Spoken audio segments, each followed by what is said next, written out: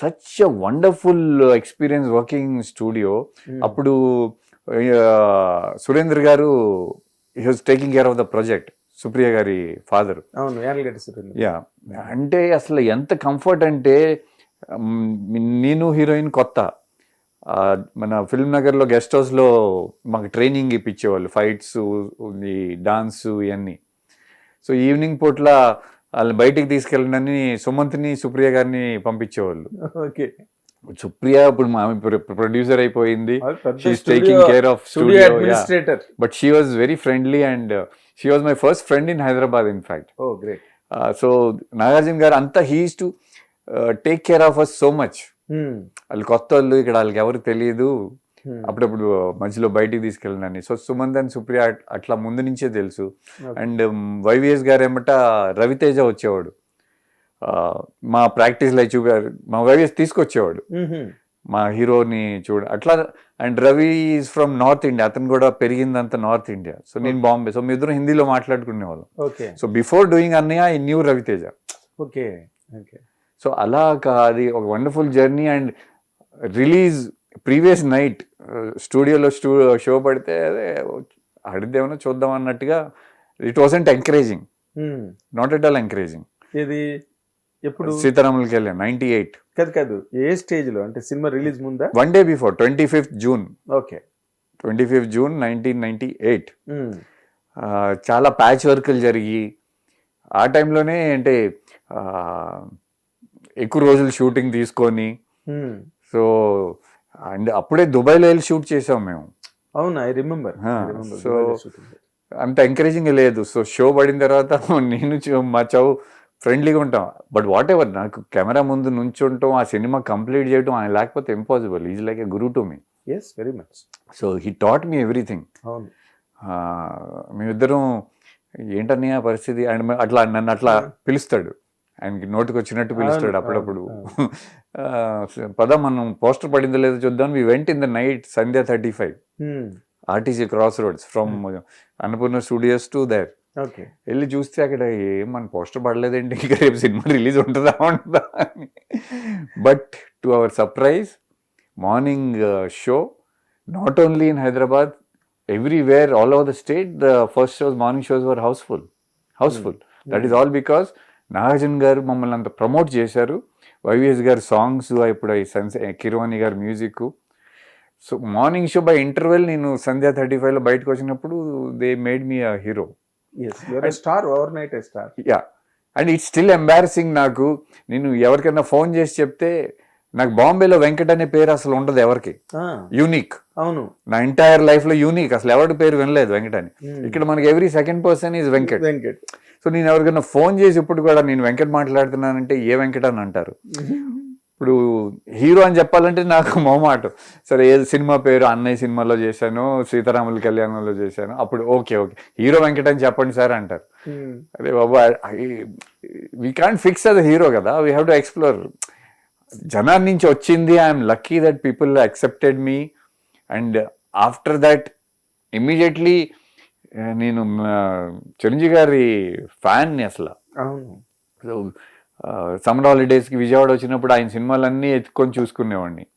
First movie నేను ఆయన చూసింది యమకింకరుడు. అప్పటి నుంచి ఫ్యాన్ నేను. మరి అదే మరి ఎప్పుడు సినిమా అది నాకు అంటే బిగ్ స్టార్. యా, సో నాకు అంత అవగాహన లేదు దాంట్లో. నాకు ఇప్పటికీ నాకు ఇప్పుడు చూడండి గూస్ బంప్స్ వస్తున్నాయి అన్నయ్య గుర్తు చేసుకుంటే. So it's like that feel.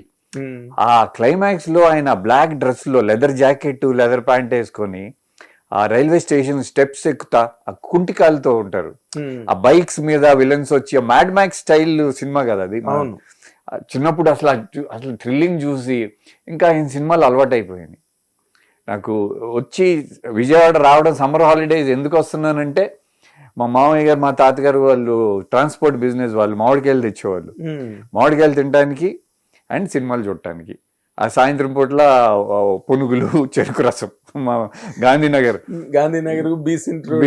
Yeah. So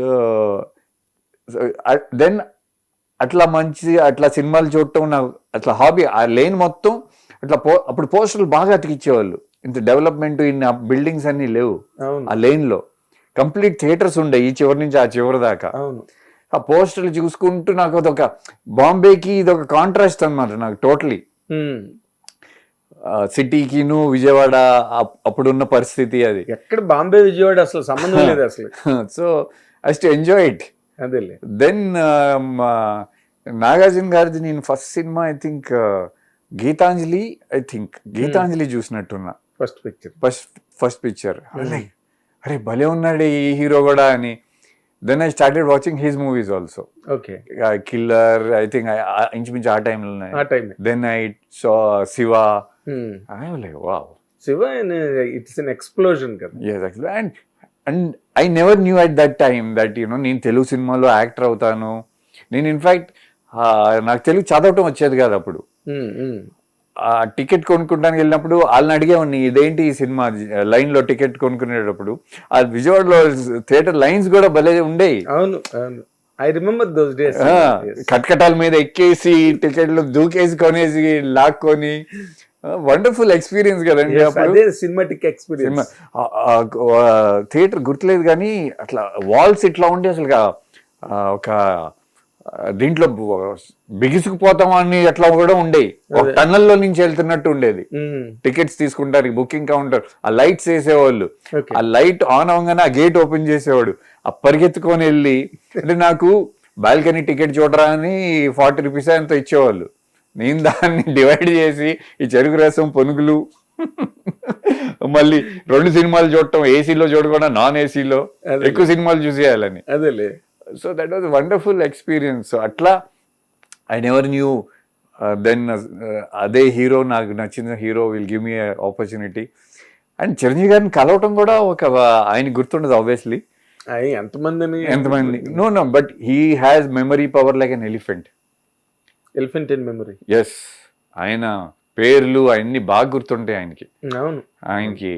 so first time కలిసింది గుర్తుండిపోవచ్చు. అది ఫిల్మ్ఫేర్ అవార్డ్ ఫంక్షన్ గ్రాండ్ కాకతీయలో. నేను ఇట్లా హోటల్ ఎంటర్ అవుతున్నా, అన్ని లిఫ్ట్ దిగి వస్తున్నారు. No introduction, nothing. వెళ్ళి హక్ చేసేసుకున్నాం. ఆయన అట్లా రెస్పాండ్ అయ్యారు, నేను రెస్పాండ్ అయ్యా. అంటే తెలీదు, no introduction, nothing, no hesitation.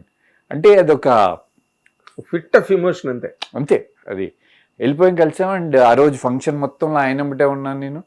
అప్పుడే నేను వెంకటేష్ గారిని కూడా కలవటం. ఓకే.